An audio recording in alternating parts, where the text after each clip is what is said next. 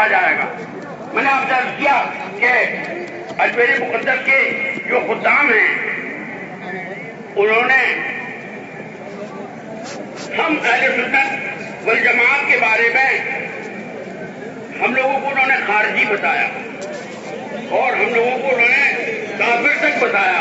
کہنے کا مقصد یہ ہے کہ ہمارا عقیدہ ہے کہ ہماری بات خواجہ صاحب یہاں سے بھی سن لیتے، اپنے اپنے گھروں پہ خواجہ صاحب کا فاتحہ کیا کریے، اپنے اپنے گھروں پہ خواجہ صاحب کی چھٹی کیا کریے، گالیاں کھانے کے لیے اور دھکے کھانے کے لیے اجمیر شریف مت جائیے۔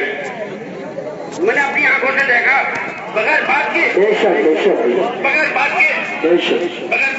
دھکے مارتے اور ایسی بدکلامی کرتے، ظالموں کو یہ بھی شرم نہیں ہے کہ ہندوستان کا بادشاہ سامنے جلوہ افروز ہے۔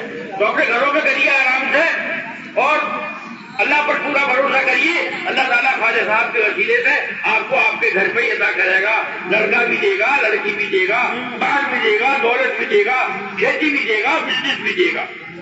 اب بالکل وقت قریب ہے اور کچھ دعا کریے کہ اللہ تعالیٰ اسی طرح سے یہ جلسے ہوتے رہیں، اسی طرح سے ہم آپ کو بلاتے رہیں اور ہم آتے رہیں اور آپ سے اپنی کہنی سننی کرتے رہیں۔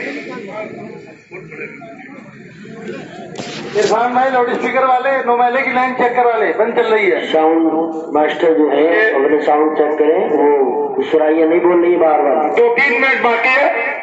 خطیب اعظم حضرت علامہ توصیف رضا خان صاحب